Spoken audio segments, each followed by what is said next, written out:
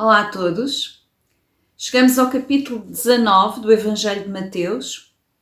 Jesus saiu da Galileia, onde estava a pregar e a curar, para ir para a Judeia, a região onde era e é Jerusalém.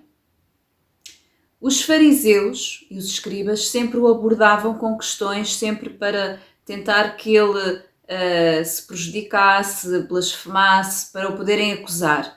E neste contexto, interpelaram-no acerca do repúdio. O repúdio era uma espécie de divórcio, é o divórcio, mas normalmente era o homem que repudiava a sua mulher, por isso era chamado o repúdio. Não era algo equiparado homem e mulher como é hoje o divórcio.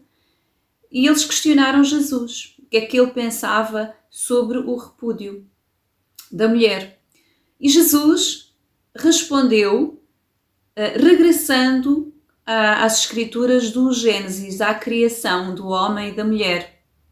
Jesus disse: no princípio não era como Moisés vos permitiu, a lei de Moisés, por causa da vossa dureza do vosso coração. No princípio não era assim.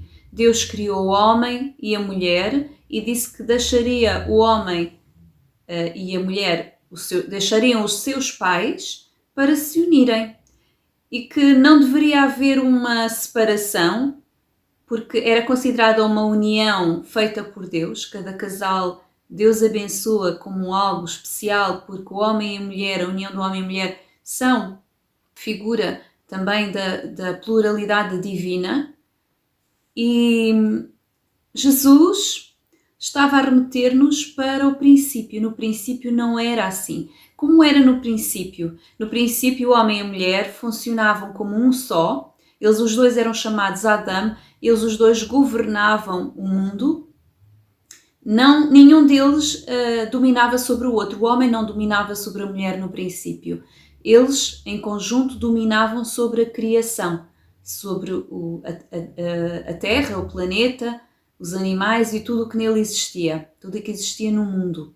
Eu já fui muito radical neste tema do divórcio, do repúdio, mas a realidade é que cada caso é um caso e nós não podemos julgar o sofrimento dos outros. Nós temos parâmetros nas escrituras, devemos valorizar o casamento e tentar tudo para manter o casamento, mas há exceções e há coisas que só a própria pessoa sabe se consegue suportar e viver, e então é difícil, é um tema difícil, mas o que Jesus nos diz é que o casamento deve ser salvaguardado e perpetuado só em casos extremos. Aliás, quase tudo aquilo que nós sabemos que não é bom, que não é o melhor, só em casos extremos se deve quebrar.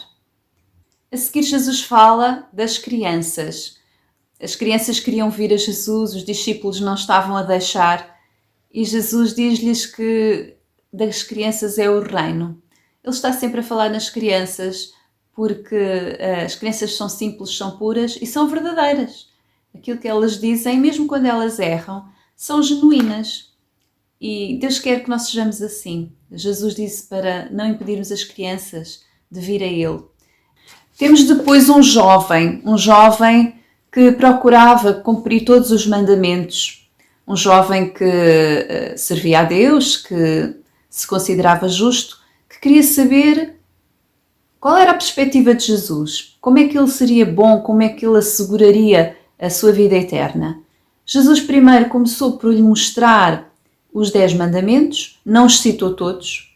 Os 10 mandamentos têm os primeiros que são referentes ao culto a Deus e os outros são referentes aos homens. Geralmente, ali no caso do povo judeu, aqueles mandamentos que são referentes ao culto a Deus são mais fáceis. Era amar a Deus, isso aí só Deus vê no coração, não dá para ver por outras pessoas.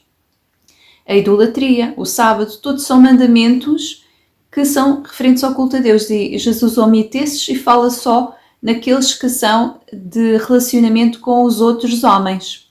Não matarás, etc. Não roubarás. E aquele jovem achava que já cumpria aquilo tudo. Então Jesus voltou para aquilo que é uma espécie de idolatria. Enquanto começou por omitir esse tema, ele aborda a idolatria numa perspectiva diferente da que está escrito nos 10 Mandamentos, mas é idêntica. A idolatria do dinheiro. Este jovem era muito rico e Jesus desafiou a escolher não servir as riquezas, a vender o que tinha e dar aos pobres. Com certeza Jesus viu que ele tinha ali uma idolatria ao dinheiro, aos bens materiais, e foi por isso que lhe disse que era isso que estava ali no coração dele, que ele tinha que tratar. Só que ele não foi capaz, provou que era mesmo verdade. Ele até podia ter feito isso, ou dado a maioria dos seus bens e ficar só com o essencial para subsistir, mas não foi capaz de lidar com essa situação. Havia mesmo ali uma idolatria no coração dele. O capítulo termina com uma referência ao reino implantado na terra, a glória do Filho de Deus na terra. Sempre na Bíblia é referido que haverá um tempo, um reinado milenar na terra em que Jesus, o Yeshua, que veio primeiro há cerca de 2000 anos atrás, que viria novamente, não como uma menina agora, não vai ter que nascer outra vez, mas virá em glória, nas nuvens, todo o olho o verá. Não há muitas vindas, só há uma vinda, a primeira e agora esta segunda, mas esta segunda é só uma, porque há muitas invenções que vêm primeiro de uma maneira, depois vem de outra, depois vem de outra, e não.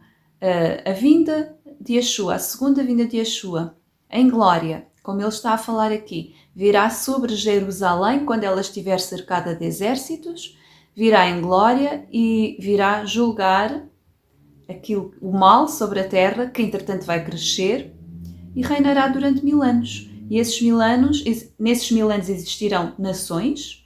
A Bíblia fala muito sobre tudo isso. Ele está aqui a anunciar isso aos seus discípulos neste capítulo, no final, e que os seus discípulos vão julgar as tribos de Israel. Termina assim o capítulo. Um abraço a todos. Até para a semana.